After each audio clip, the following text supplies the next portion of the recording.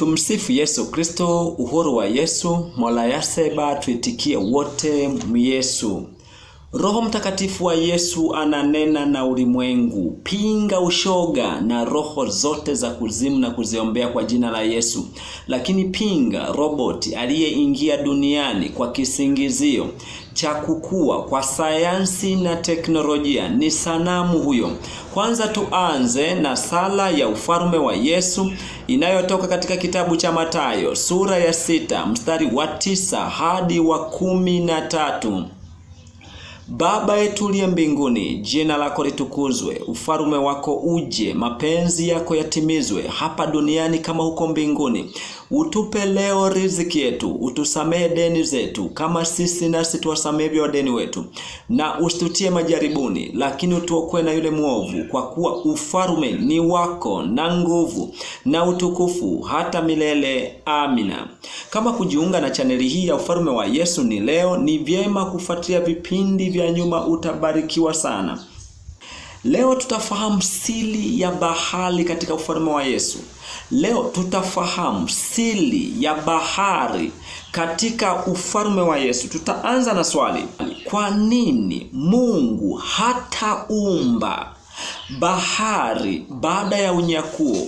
Baada ya kuumba mbingu mpya na nchi mpya, kwa nini Mungu hataiumba bahari baada ya unyakuo kutokea, baada ya kufinyanga mbingu mpya na nchi mpya? Jibu hili hapa kutoka kwa Yesu Kristo.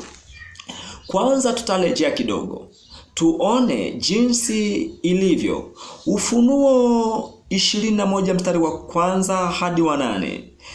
Kisha nikaona mbingu mpya na nchi mpya, kwa maana mbingu za kwanza na nchi ya kwanza zimekwisha kupita, wala hapana bahari tena. Nami nikaona mji ule mtakatifu Yerusalemu mpya ukishuka kutoka mbinguni, kwa maana umewekwa tayari kama bibi harusi aliyekwisha kupambwa kwa mumewe. Nikasikia sauti kubwa kutoka katika kile kiti cha enzi ikisema, tazama, maskani ya Mungu ni pamoja na wanadamu, naye atafanya maskani yake pamoja nao, nao watakuwa watu wake, naye Mungu mwenyewe atakuwa pamoja nao. Naye atafuta kila chozi katika macho yao, wala mauti haitakuwapo tena, wala maombolezo, wala kilio, wala maumivu hayatakuwapo tena, kwa kuwa mambo ya kwanza yamekwisha kupita. Naye aketie juu ya kile kiti cha enzi akasema, tazama, na yafanya yote kuwa mapya. Akaniambia, andika ya kwamba maneno hayo ni amini na kweli. Akaniambia, imekwisha kuwa. Mimi ni Alfa na Omega, mwanzo na mwisho. Yesu Kristo maana yake. Mimi nitampa yeye mwenye kiu ya chemichemi ya maji ya uzima bure.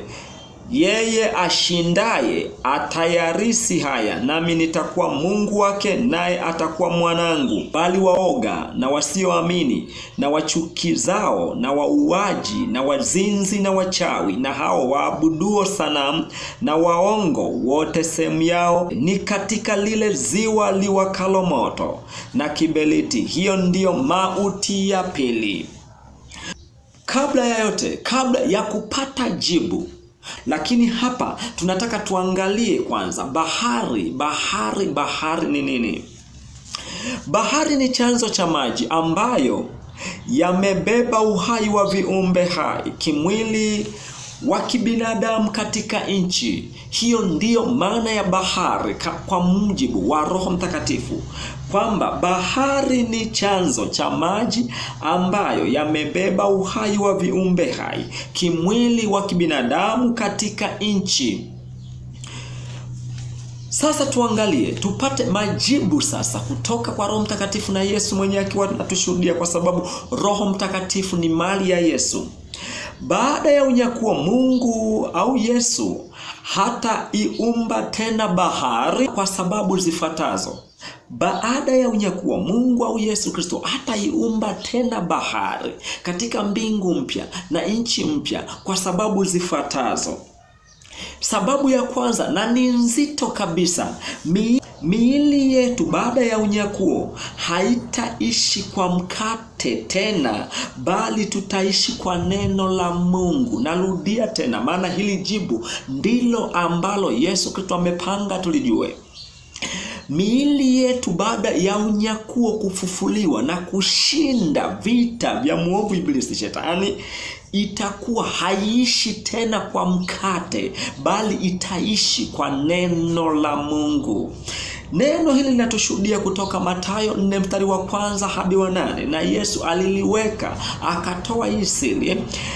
Kisha Yesu alipandishwa na Roho nyikani ili ajaribiwe na ibilisi. Akafunga siku 40 mchana na usiku, mwisho akapata njaa. Mjaribu akamjia akamwambia, ikiwa ndiwe mwana wa Mungu, amuru kwamba mawe haya yawe mkate. Naye akajibu akasema, imeandikwa, mtu hataishi kwa mkate tu, ila kwa kila neno litokalo kinywani mwa Mungu. Hii ni safari ya ukombozi, jinsi Yesu alionyesha katika funga ya siku 40, jinsi Mungu atakavyo tufanya miili yetu iwe na utukufu wa kimbingu, ambapo hatutategemea tena mkate. Ujue mkate na samaki hizi asili yake ni bahari. Bahari inapocheua, mvua inanyesha, ndipo tunapata mkate. Unachipuka, unazaa, ngano inazaa mkate, na vyakula mbalimbali ni mkate. Lakini pia samaki huyo aliyetakaswa na Yesu Kristo ni asili ya bahari. Kwa hiyo bahari haitakuwepo, kwa sababu tutakuwa na miili ya utukufu kama ya mbinguni. Lakini sababu nyingine, bahari itakuwa ni nyumba ya mapepo na mashetani yaliyokataa kumkiri Yesu Kristo kwamba ni mwana wa Mungu na ni Mungu pia.